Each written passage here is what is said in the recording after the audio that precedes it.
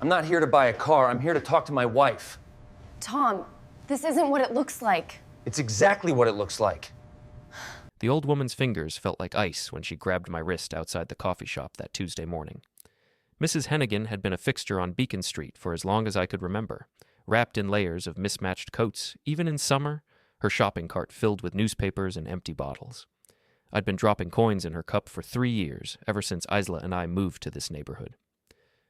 "Don't go home tonight, Elias," she whispered, her gray eyes sharp as broken glass. "Stay somewhere else. Tomorrow morning, meet me at the park bench by the harbor. I have something you need to see." I stared at her, my brain struggling to process what just happened. Mrs. Hennigan had never spoken to me before, never even acknowledged my existence beyond a nod.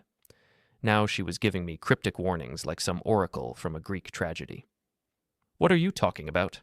I asked, but she'd already shuffled away, her cartwheel squeaking against the cracked sidewalk. Great. Just what my life needed. Spiritual guidance from the neighborhood's resident fortune teller. I had enough problems without adding paranoid delusions to the mix.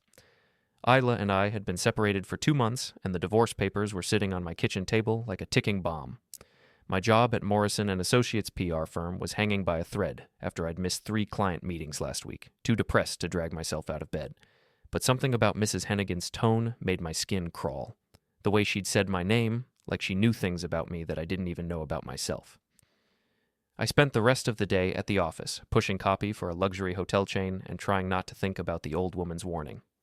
Kenny, my cubicle neighbor and the closest thing I had to a friend these days, kept shooting me concerned looks. "You look like someone ran over your dog," he said around 4 o'clock, peering at me over his computer monitor. Kenny was 26, still young enough to believe that life's problems could be solved with energy drinks and video games. "Just tired," I lied, saving my document and closing my laptop. "Think I'll head home early." But as I walked toward my car, Mrs. Hennigan's words echoed in my head. "Don't go home tonight." What could she possibly know about my life? About Isla? Instead of driving to my brownstone, I found myself pulling into the parking lot of the Seaside Motel, a run-down place near the docks that rented rooms by the hour. The clerk barely looked up from his magazine as I paid cash for one night. The room smelled like cigarettes and industrial cleaner. I lay on the scratchy bedspread, staring at the water stains on the ceiling and wondering if I'd finally lost my mind. Following advice from a homeless woman, hiding in a motel like some kind of fugitive. Isla would have a field day if she knew. My phone buzzed with a text message. "Speak of the devil. Coming by tomorrow to get the rest of my things. Don't make this difficult." I stared at the message, my stomach twisting. The rest of her things? She'd already taken half our furniture when she moved out. What else was there? Sleep came in fragments, broken by the sound of trucks rumbling past on the highway and the occasional shout from the parking lot. When morning finally arrived, I felt like I'd been awake for days. Mrs. Hennigan was waiting at the harbor bench, just like she'd promised. In the early light, she looked older, more fragile, but her eyes were still sharp. "You listened," she said as I approached. "Smart boy. Your wife came by last night with a moving truck and that fancy man of hers. Cleaned you out good." My heart started pounding. "What fancy man?" She reached into her coat and pulled out a small flash drive. "Owen Driscoll, runs some tech company downtown. Been seeing your wife for months now. I watch the neighborhood, son. People think homeless means invisible, but we see everything." I took the flash drive with shaking hands. "What's on here?" "Pictures, video, your wife and her boyfriend loading up everything valuable from your house. But that's not the interesting part." Mrs. Hennigan's smile was sharp as a razor blade. "The interesting part is what they were saying while they did it. Before we dive deeper into this story, I have one small request. Please subscribe, drop a like, comment, and hit that hype button to boost this channel so more people can discover these incredible Reddit stories." I drove straight to the office, my hands trembling as I plugged the flash drive into my computer. Kenny was already at his desk, nursing his morning coffee and scrolling through social media. "You look terrible," he said without looking up. "Did you sleep in your car?" Something like that. I double-clicked the first file, and my world tilted sideways. The video was grainy, obviously shot from across the street, but the audio was crystal clear. Isla stood in my living room, directing 2 men as they loaded my grandfather's antique desk onto a dolly. "Make sure you get the filing cabinet, too," she was saying. "He keeps all his important documents in there, bank statements, tax records, everything." A man I didn't recognize appeared in the frame. Tall, well-dressed, with the kind of confidence that comes from never having to worry about money. This had to be Owen Driscoll. "You sure he won't be back tonight?" Owen asked, wrapping his arms around Isla's waist. "Positive. He's been staying late at the office every night since I moved out, probably crying into his keyboard." Isla laughed, the sound like glass breaking. "Besides, even if he does come home, what's he going to do? He's too much of a coward to confront anyone." My face burned with humiliation and rage. Too much of a coward. We'd see about that. The video continued for another 10 minutes, showing them systematically stripping my house of everything valuable: my grandmother's jewelry, my collection of first edition books, even the expensive coffee maker I'd bought for our anniversary last year. But the worst part came at the end, when Isla and Owen were alone in the empty living room. "Phase 1 complete," Owen said, pulling out his phone. "Now we move to Phase 2. The harassment complaint should be filed by Friday. I've got someone at his office who owes me a favor." "You think it'll work?" Isla asked, snuggling against his chest. "Trust me, baby. By the time we're done, Elias Corvin won't be able to get a job cleaning toilets. He'll be so buried in legal fees and reputation damage, he'll be begging to sign over his half of the house." I yanked out my earbuds, my hands shaking with fury. They weren't just stealing my possessions, they were planning to destroy my entire life. "Dude, what's wrong?" Kenny had rolled his chair over, concern written across his face. "You look like you're about to have a heart attack." I showed him the video, watching his expression change from confusion to outrage. "Holy crap, man. That's your wife, and she's planning to frame you for harassment." "Ex-wife," I corrected automatically. "And yeah, apparently that's the plan." Kenny was quiet for a moment, studying the screen. Then a slow smile spread across his face. "You know what this means, right? That I'm screwed? That you've got them on video confessing to theft and conspiracy. Plus, if this Owen guy is planning to file false harassment charges, that's a felony." Kenny cracked his knuckles. "Oh, time to fight back, my friend." For the first time in months, I felt something other than despair. A cold, calculating anger was building in my chest, and with it, a plan. I spent my lunch break researching Owen Driscoll. Social media made it easy. The guy was a walking advertisement for everything wrong with entitled rich boys: photos of expensive cars, exotic vacations, and business meetings in fancy restaurants filled his Instagram feed. His LinkedIn profile claimed he was the founder of Driscoll Innovations, a tech startup specializing in disruptive solutions for the modern marketplace. Translation: he was probably running some kind of scam. His company website was professionally designed but vague on actual details. Lots of buzzwords about synergy and paradigm shifts, but nothing concrete about what they actually did. The address listed was a high-end office building downtown, the kind of place that rented space to companies that wanted to look more successful than they were. "Find anything interesting?" Kenny asked when I returned to my desk. Our boy Owen might not be as legitimate as he pretends. His business registration is only 6 months old, but he's been posting about major deals and investor meetings for over a year. Fake it till you make it? More like fake it till you get caught? I pulled up Isla's social media profiles. She'd been posting photos with Owen for weeks, always at expensive restaurants or events. Look at this. She's been flaunting their relationship online while we were still legally married. Kenny whistled low. That's not going to look good in divorce court. No, it's not. I started screenshotting everything, building a digital paper trail of their affair. And if Owen's company is as shady as I think it is, Isla might have picked the wrong horse to bet on. My phone rang. The caller ID showed my lawyer's number. "Elias, we need to talk," Martin Reeves said without preamble. "I just received some disturbing information about harassment allegations being prepared against you." My stomach dropped. "What kind of allegations?" "Someone claiming you've been stalking your estranged wife, making threatening phone calls, showing up at her workplace. I need you to come in immediately so we can discuss your response." "Martin, I haven't done any of those things. I haven't even seen Isla since she moved out." "I believe you, but we need to get ahead of this. Can you be here in an hour?" I hung up and turned to Kenny. "They're moving faster than I thought. The harassment complaint is already in motion." "Then we need to move faster." Kenny pulled up his email. "I've got a friend who works in digital forensics. If Owen's company is dirty, she can find the evidence. That could take weeks. I need something now." Kenny grinned. "Then let's try the direct approach. What's Isla's password for her cloud storage?" I thought for a moment. Isla was brilliant at manipulation, but terrible with technology. "Try her mother's maiden name and her birth year. Patterson, 1992. Kenny's fingers flew across the keyboard. Within minutes, he was into Isla's photo backup. "Jackpot," he whispered. The screen filled with images that made my face burn. Isla and Owen in compromising positions, but also screenshots of text conversations that laid out their entire plan. Messages discussing my work schedule, my habits, my weaknesses. Plans to plant evidence of harassment, to turn my coworkers against me, to systematically destroy my reputation and financial stability. But the most damaging evidence was a voice recording from 2 weeks ago. Isla's voice, clear as day. The beauty of it is, everyone will believe me. Poor little Isla, terrorized by her unstable ex-husband. By the time we're done, he'll be lucky to avoid jail time, let alone keep his job. I saved everything to a secure folder and leaned back in my chair. The scared, depressed man who'd been hiding in a motel room was gone. In his place was someone harder, colder, and infinitely more dangerous. "What's the plan?" Kenny asked. "Phase 1, protect myself. I'm taking all of this to Martin and making sure the harassment charges get thrown out before they stick." "And Phase 2? I smiled, and Kenny actually flinched at the expression. "Phase 2 is where things get interesting."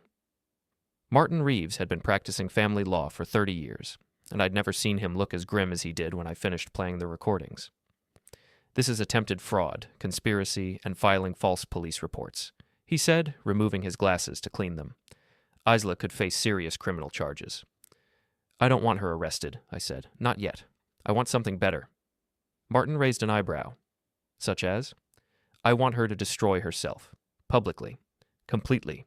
And I want Owen Driscoll to go down with her." "Elias, I understand you're angry, but This isn't revenge, Martin. It's justice. They were planning to ruin my life for money. Now I'm going to return the favor." I outlined my plan. Martin listened without interruption, occasionally making notes.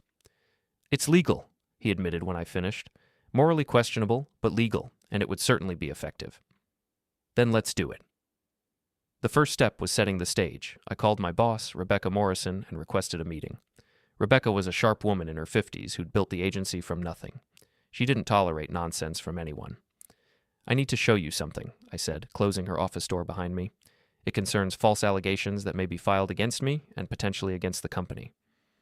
I played the recordings, watching Rebecca's expression grow darker with each word. "That manipulative little witch," she said when it finished. "She was planning to drag our company into her scheme?" "It gets worse. Owen Driscoll's company has been trying to poach our clients. I think this was all part of a larger plan to damage our reputation while boosting his." Rebecca's eyes narrowed. She'd spent decades building Morrison and Associates' reputation. The idea that someone would try to damage it as part of a personal vendetta was like declaring war. "What do you need from me?" she asked. "Just trust me for the next few weeks, and maybe let me handle the Harrington Hotel account personally." Rebecca smiled. "The Harrington was our biggest client, and their contract renewal was coming up next month. Consider it done." Step 2 involved a trip to Isla's workplace. Meridian Design was a boutique firm that specialized in luxury real estate marketing. Isla worked as a senior designer, and her boss, Patricia Wells, had always liked me. I waited in the lobby until Patricia came down for her lunch break. "Elias? What a surprise. How are you holding up?" "Better than expected, actually." "Patricia, I need to ask you something, and I hope you'll keep it confidential." Her expression grew serious. "Of course." "Has Isla been bringing her personal life to work lately? Specifically her relationship with Owen Driscoll?" Patricia's face tightened. "Why do you ask?" "Because Owen's been using information about your clients to try to steal business from other firms, including mine." I showed her screenshots of Owen's social media posts, including photos taken at Meridian's offices, and conversations that referenced confidential client information. "That son of a—" Patricia caught herself. "I had no idea. Isla's been very secretive about her new boyfriend, but if he's using our client information—" "I thought you should know, especially since Isla might be feeding him inside information without realizing the legal implications." Patricia thanked me and hurried back upstairs. Within an hour, I received a text from Isla. "What did you say to Patricia? She's asking all kinds of questions about Owen." I didn't reply. Let her sweat. Step 3 was the most satisfying. I drove to Owen's office building and took the elevator to the 15th floor. Driscoll Innovations occupied a small suite with expensive furniture and not much else. Owen was exactly what I'd expected. Tall, handsome in a generic way, with perfectly styled hair and a suit that cost more than my monthly rent. He looked up from his desk with a kind of smile that said he was used to getting whatever he wanted. "Can I help you?" "Owen Driscoll. I'm Elias Corvin. I believe you know my wife." His smile faltered for just a moment. "I'm not sure what you're talking about." "Sure you do. Isla Corvin, about 5'6", blonde, has a laugh like breaking glass. You've been seeing her for months." Owen stood up, trying to use his height to intimidate me. "I think you should leave." "In a minute. First, I wanted to give you this." I handed him a manila envelope. "It's a cease and desist order regarding your attempts to steal clients from Morrison and Associates. Apparently, using confidential information obtained through personal relationships is frowned upon in business circles." Owen's face went pale as he opened the envelope.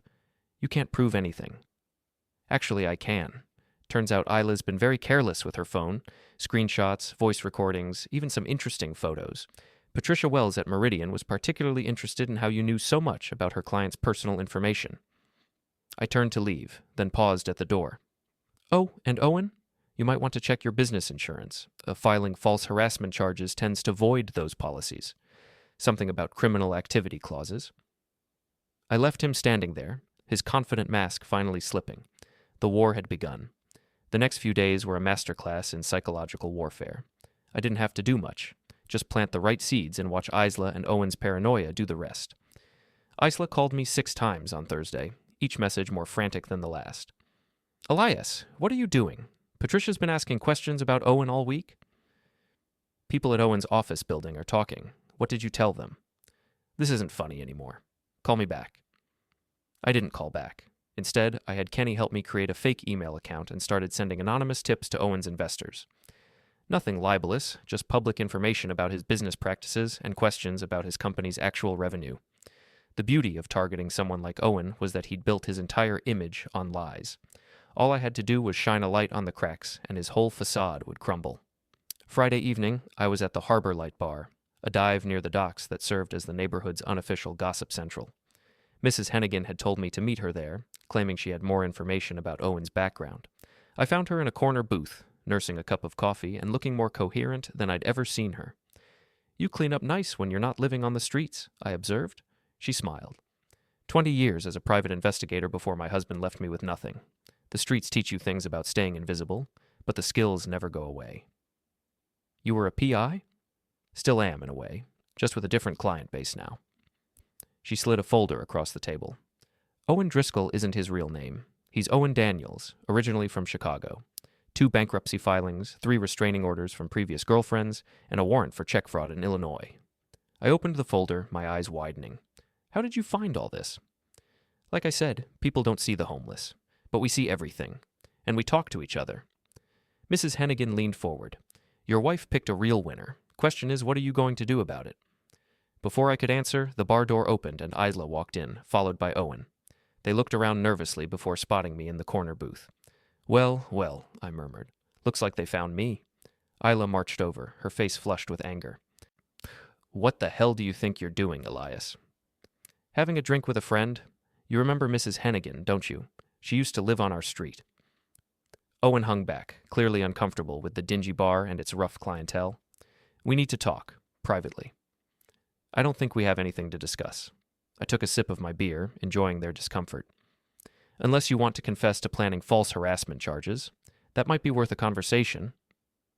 Isla's face went white. "I don't know what you're talking about." "Sure you don't." I pulled out my phone and started playing one of the recordings. Isla's voice filled the booth, clear and damning. "The beauty of it is, everyone will believe me." Poor little Isla, terrorized by her unstable ex-husband. Owen grabbed for my phone, but I pulled it back. "Careful there, Owen. Or should I call you Daniels? Assault charges would really complicate your immigration status." The color drained from his face. "How did you know about Chicago? The warrants? The fake identity?" I stood up, suddenly feeling 10 feet tall. "I told you, I have friends in interesting places." Several of the bar's regulars had turned to watch our confrontation. The Harbor Light wasn't the kind of place where people minded their own business. "You're making a mistake," Owen said, trying to regain his composure. Walk away now, and we can forget this whole thing." "I don't think so." I looked around the bar, making sure I had an audience. "See, the thing about bullies is they only pick on people they think won't fight back. But you picked the wrong guy this time." I raised my voice so the whole bar could hear. "This is Owen Daniels, also known as Owen Driscoll. He's been running a fake tech company while living under a false identity. And this is my ex-wife Isla, who's been helping him steal client information and plan false criminal charges." The bar went quiet. Then someone in the back started laughing. Soon, half the room was chuckling and pointing at Owen, who looked like he wanted to disappear. "You can't prove any of that," Isla said desperately. "Actually, I can. Patricia Wells has already started an internal investigation at Meridian. Owen's investors are asking some very uncomfortable questions, and the police are going to be very interested in those harassment charges you were planning to file." I leaned in close, my voice dropping to a whisper. "You wanted to destroy my life for money. Now I'm going to return the favor. The difference is, I'm going to do it legally." Owen tried to grab my arm, but I stepped back, and he stumbled into an empty chair. The bar erupted in laughter. "Smooth!" someone called out. "Real smooth, fancy boy." Isla and Owen fled, leaving me standing in the middle of the bar with a room full of witnesses to their humiliation. Mrs. Hennigan raised her coffee cup in a toast. "Phase 1 complete?" "Phase 1 complete," I agreed. "Now comes the fun part." The weekend gave me time to prepare for the end game. Isla and Owen were panicking, making mistakes, and I intended to capitalize on every single one. Monday morning brought the first crack in their facade. Patricia Wells called to inform me that Isla had been suspended pending an investigation into client confidentiality breaches.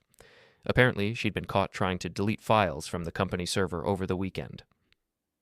"The IT department flagged it immediately," Patricia explained. "She was accessing client files she had no business looking at, probably trying to cover her tracks." "What about Owen?" "We've referred the matter to our legal department. If he used our client information for his business, we'll be pursuing both civil and criminal charges."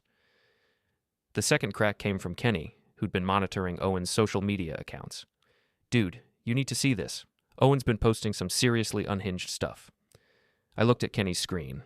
Owen's latest Instagram post was a rambling rant about jealous competitors and false accusations. The comments section was brutal, with several people calling him out for his obvious desperation. "He's losing it," Kenny observed. "This is not the behavior of someone who's innocent." Perfect. The more erratic he gets, the less credible he becomes. But the real breakthrough came Tuesday afternoon, when Mrs. Hennigan called with news that changed everything. "You need to meet me at the warehouse district tonight," she said. "Pier 47. Isla and Owen are planning something big, and you're going to want evidence." I met her at sunset, the harbor air thick with fog and the smell of salt water. Mrs. Hennigan was waiting in the shadows between two abandoned buildings, a camera with a telephoto lens slung around her neck. "They've been meeting here every night since your confrontation at the bar," she explained. "Counting money, making plans. I think they're getting ready to run." We crept closer to the warehouse, staying low behind rusted shipping containers. Through a broken window, I could see Isla and Owen hunched over a table covered with cash and documents. "How much is there?" Isla was asking. "About 40,000. It's everything I could liquidate without raising red flags." Owen's voice was strained, desperate. "We need to leave tonight. My contact in Miami says the warrant from Chicago has been reactivated." "What about the harassment charges against Elias?" "Forget about Elias. He's already destroyed my business, and Patricia Wells is threatening criminal charges. We're out of time." Isla started crying. "This is all falling apart. How did he figure it out so fast?" "Because we underestimated him." Owen's voice was bitter. "We thought he was weak, but he's been playing chess while we were playing checkers." Mrs. Hennigan's camera clicked softly, capturing everything. Evidence of their plan to flee, admission of the false charges, and most importantly, Owen's confession about his real identity and the outstanding warrant. But then Owen looked up, his eyes scanning the darkness outside the window. "Did you hear that?" My heart stopped. Mrs. Hennigan grabbed my arm, pulling me deeper into the shadows. "Hear what?" Isla asked. "I thought I heard something. A camera, maybe." Owen stood up, moving toward the window. "Someone's watching us." We backed away slowly, trying not to make any noise, but my foot caught on a piece of broken concrete, sending it skittering across the ground. "There!" Owen shouted. "Someone's out there!" The warehouse door burst open, and Owen came running out, flashlight in hand. Mrs. Hennigan and I split up, running in different directions through the maze of containers and abandoned equipment. I could hear Owen behind me, his expensive shoes slipping on the wet concrete. For a guy who spent his time in boardrooms, he was surprisingly fast.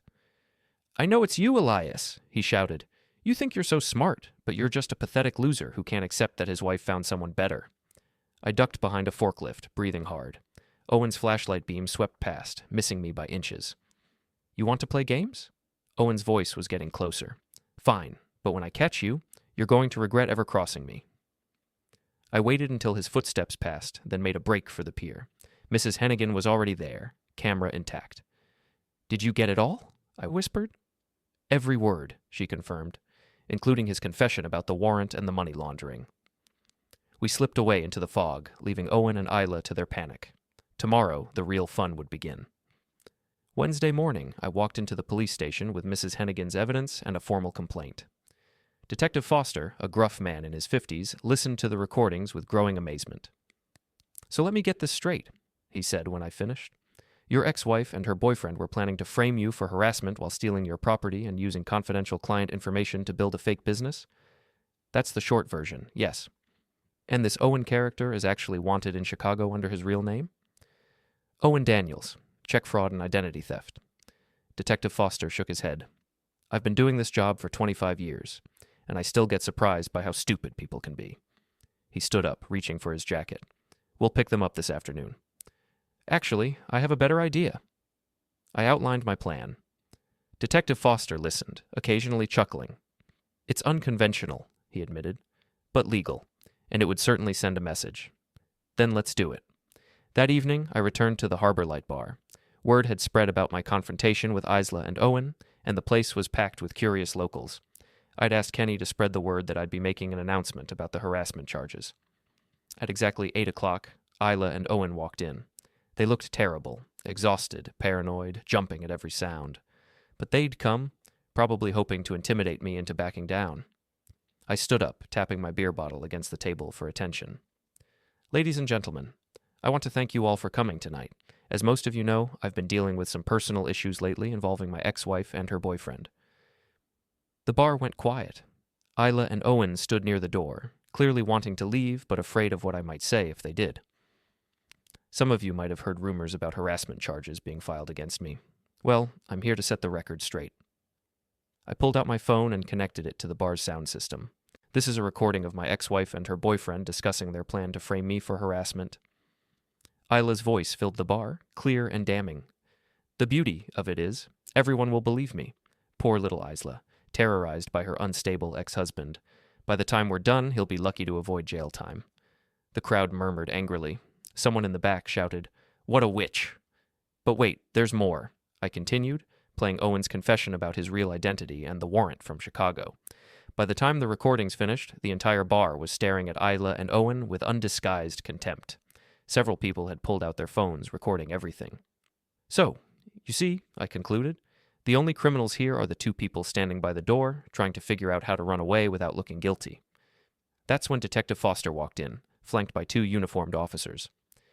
"Owen Daniels, also known as Owen Driscoll, you're under arrest for identity theft, check fraud, and conspiracy to file false police reports." Owen tried to run, but the crowd blocked his path. He stumbled, fell, and was handcuffed on the floor of the bar while everyone watched and laughed. "Isla Corvin, you're under arrest for conspiracy, theft, and filing false police reports." Isla started crying, begging me to help her. "Elias, please. We can work this out. I'll give everything back. I'll tell them it was all Owen's idea." I looked down at her, feeling nothing but cold satisfaction.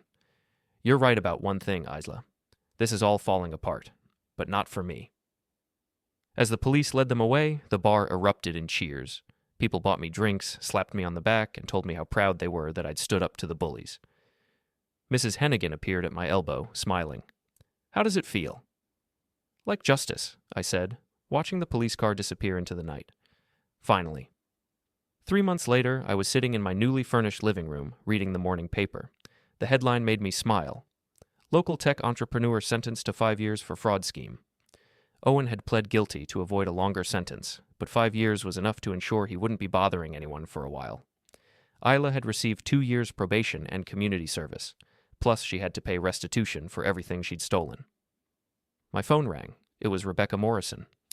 "Elias, I have good news. The Harrington Hotel was so impressed with how you handled their account that they're recommending us to their parent company. We're looking at a 7-figure contract." "That's fantastic, Rebecca." "It is, and I want you to head up the new division. Congratulations, you're now a partner at Morrison and Associates." I hung up the phone and looked around my rebuilt life. New furniture, new job title, and most importantly, new perspective. I'd learned that sometimes the best revenge isn't getting even. It's getting better. Mrs. Hennigan had moved into a small apartment downtown, funded by the reward money from Owen's capture. She'd become something of a neighborhood celebrity. the homeless woman who'd brought down a criminal conspiracy. Some warnings you ignore at your own peril, she'd told me that night at the bar. Some men, too. She was right. Isla and Owen had ignored the warning signs, dismissed me as weak and harmless. They'd learned too late that underestimating someone can be the most dangerous mistake of all.